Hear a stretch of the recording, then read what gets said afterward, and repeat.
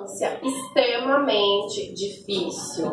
Eu tenho um irmão, não é meu irmão mais velho, graças a Deus, é um santo, mas o irmão do meio, quem tem um irmão do meio que é problemático? Dizem que o irmão do meio é sempre o mais, né? Olha, várias pessoas levantaram a mão, né? Deve ser verdade. Então, o meu irmão do meio, galera, nós temos uma diferença de idade, assim, de mais ou menos uns 11 anos. E ele, desde a adolescência, ele começou a fumar maconha. Depois, com 16 anos, ele já estava viciado em cocaína. E com 20 anos, ele já estava viciado em crack. E já tinha sido recrutado pelo PCC. O PCC é o primeiro comando da capital, uma facção criminosa muito famosa, principalmente em São Paulo. Meu irmão se tornou uma pessoa extremamente violenta. Chegava em casa loucão de droga, batia no meu pai, na minha mãe, em mim. O meu irmão mais velho, ele já tinha casado, saiu de casa muito cedo também. Fez filho, tipo, com 18, 19 anos, assumiu, foi trabalhar, estudar e sustentar a família. Agora, o irmão do meio se envolveu na vida do crime e, pra mim, foi o primeiro exemplo sobre vítimas da sociedade. Porque eu tenho 2 irmãos mais velhos, entre eles têm uma diferença de mais ou menos 1 ano e meio. Foram criados na mesma casa, com os mesmos pais, com as mesmas coisinhas. A gente não é rico, né? Meu pai é pintor de parede, não é um pintor tipo de coisa chique, não é artista plástico, é um pintor de parede. E a minha mãe é dona de um brechó, né? Muita gente, eu sei, eu devo ter cara de rica, não sei, mas eu não sou, não. Eu tenho uma roupinha mais ou menos assim que a minha mãe dona de um brechó, ela me dá. Aí, eles tiveram uma infância assim, e por isso eu nunca consegui, de fato, acreditar nessa coisa de vítima da sociedade. Porque meu irmão mais velho teve ali uma infância um pouco pobre, a namorada dele casou, estudou, foi sustentar a família. E o meu irmão do meio resolveu entrar pro PCC, pro mundo do crime, das drogas, das armas, etc. E o meu irmão chegava em casa muito louco de droga, quebrava tudo em casa, batia no meu pai. Meu pai tem quase 70 anos, né? Eu sou o que aqui no Rio de Janeiro o pessoal chama de temporão. Vocês falam isso aqui em Campos, temporão? Legal. E batia muito no meu pai, muito na minha mãe, batia muito em mim, muito, quebrava as coisas dentro de casa, fazia os meus pais trabalharem dobrado para dar dinheiro para ele poder comprar droga, porque ele não queria trabalhar para comprar a própria droga. Ele queria que os meus pais dessem dinheiro para ele comprar droga. Então a minha infância foi assim, vendo os meus pais serem reféns do meu irmão. Então essa coisa de vítima da sociedade não entrava muito na minha cabeça, porque o irmão mais velho escolheu um bom caminho, o irmão do meio escolheu o caminho das drogas, e foram criados na mesma circunstância. Pra mim era muito difícil, porque eu me esforçava muito na escola, eu era uma boa aluna, sempre fui meio nerdinha, sempre gostei muito de estudar.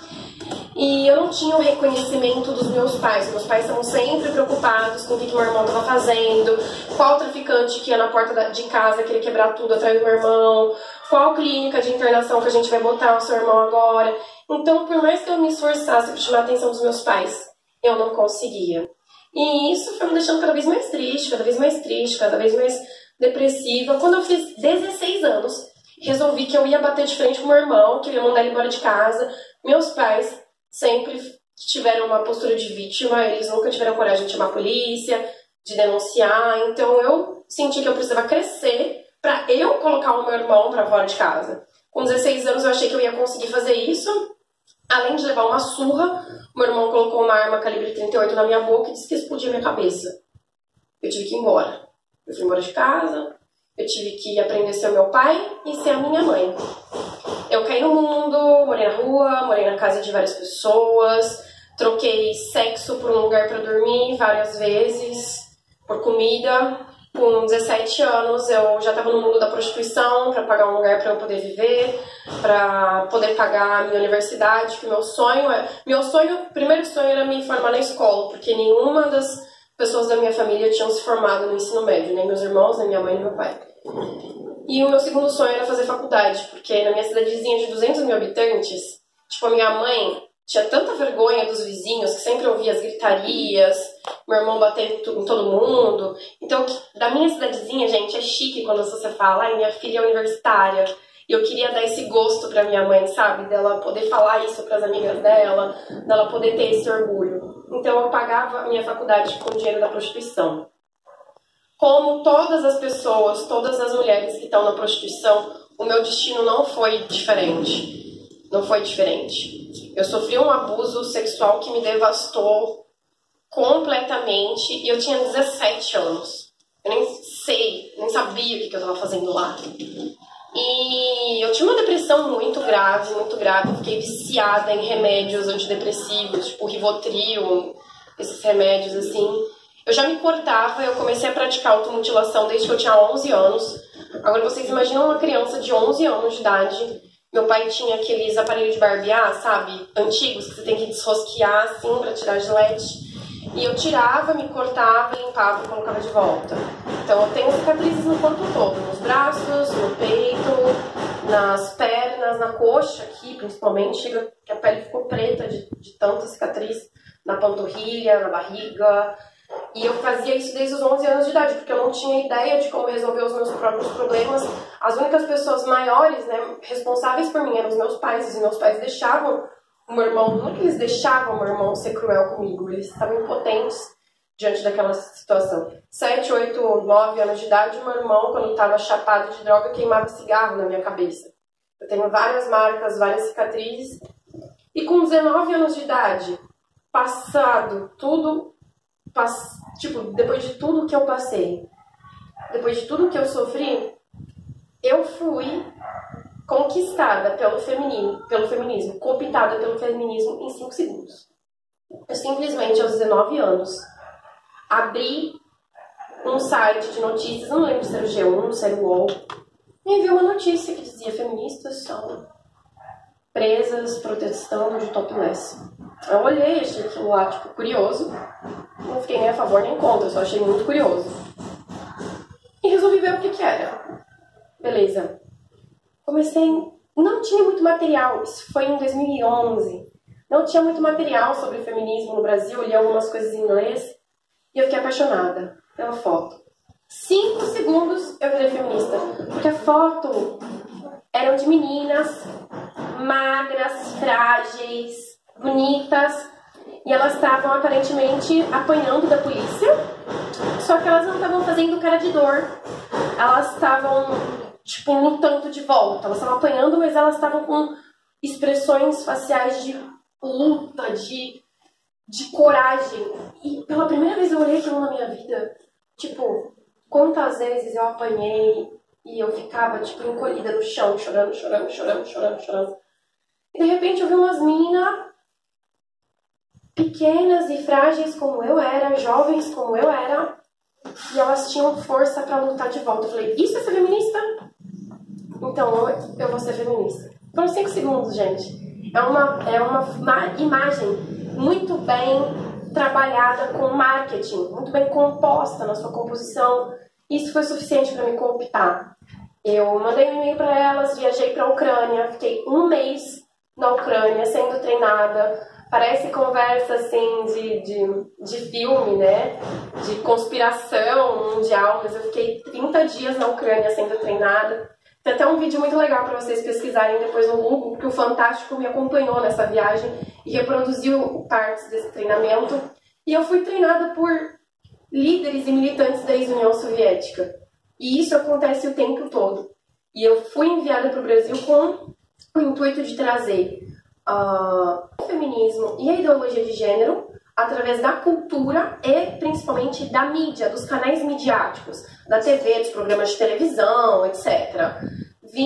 Eu fui convencida rapidamente de muitas coisas. Eu fui convencida que os homens são todos estupradores em potencial, que eles têm a potência de estuprar uma mulher quando eles quiserem ao longo de suas vidas. Eu fui convencida de que a igreja a instituição, uma instituição machista, patriarcal, opressora, que quer matar, assassinar todos os homossexuais e que quer deixar as mulheres presas e algemadas para servirem apenas como objeto de reprodução humana.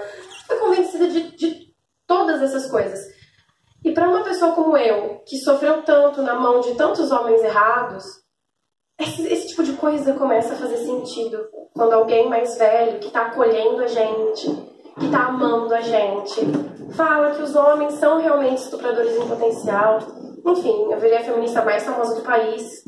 Todos vocês provavelmente lembram das coisas feias que eu fazia. Desculpa.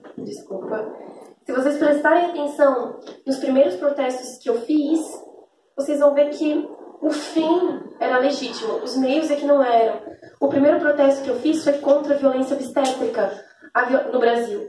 A violência obstétrica é a violência que a equipe médica ou a equipe de enfermagem comete com as gestantes ou parturientes. Tipo, na hora do parto, mandar a gestante calar a boca, negar comida, negar água, cortar a gestante com bisturi para o nenê sair mais rápido. Eu tenho certeza absoluta que ninguém em sua consciência é a favor de violentar gestantes e parturientes. Então, logo é uma luta legítima. E eu estava lutando por isso. Meu segundo protesto foi contra a exploração sexual infantil. Também é uma pauta legítima. O que acontece é que era algo meio maquiavélico. Os meios, para mim, justificavam o fim. E hoje eu aprendi que não é isso. Bom, anos e anos de feminismo, 22 anos de idade, eu fiquei grávida, o pai da criança sumiu e eu pedi ajuda para as minhas amigas e elas me disseram que não, você, 22 anos, você é tão magrinha, vai ficar gorda, com os peitos caídos, não é um bom negócio.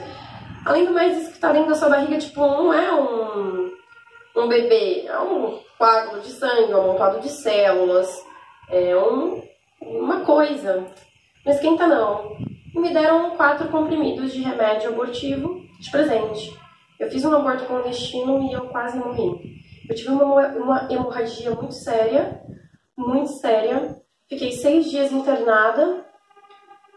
Além de quase morrer, nenhuma das minhas amigas feministas me ajudou a ir para o hospital, me socorreu nem nada.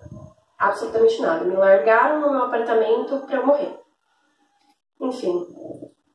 Depois de todo esse episódio, inclusive de perder uma das trompas uterinas e de receber um laudo médico de que eu havia ficado infértil, eu caí principalmente no alcoolismo. Eu desenvolvi síndrome pós-aborto, que afeta 84% das mulheres que sofreram aborto. Eu não conseguia olhar para um bebê no meio da rua que eu começava a chorar. Eu não conseguia ver roupinha nem brinquedo de bebê que eu começava a chorar. Eu tinha pesadelos horríveis com os pedaços de bebê saindo de dentro de mim. Eu tentava colocar eles de volta. E aí eu fiquei, além de ficar viciada em álcool, que eu nunca tinha bebido na vida, eu comecei a ficar viciada em sexo. Mas na verdade, sexo em troca de companhia. Porque eu me sentia tão sozinha, eu não tinha pai e mãe, não tinha família, que eu procurava homem no Badoo, em Tinder, nesses aplicativos de relacionamento, só pra eles passarem uma noite comigo. Pra eu ter um braço pra dormir. De tão no fundo do poço que eu fiquei. Até que 6 meses depois, nessa vida de promiscuidade, é incrível como Deus das trevas consegue fazer a luz. Porque 6 meses depois, mesmo com um atestado de infertilidade, eu fiquei grávida de novo. E eu fiquei tão feliz. Tão feliz, tão feliz, tão feliz. Vocês acham que eu sabia que era o pai?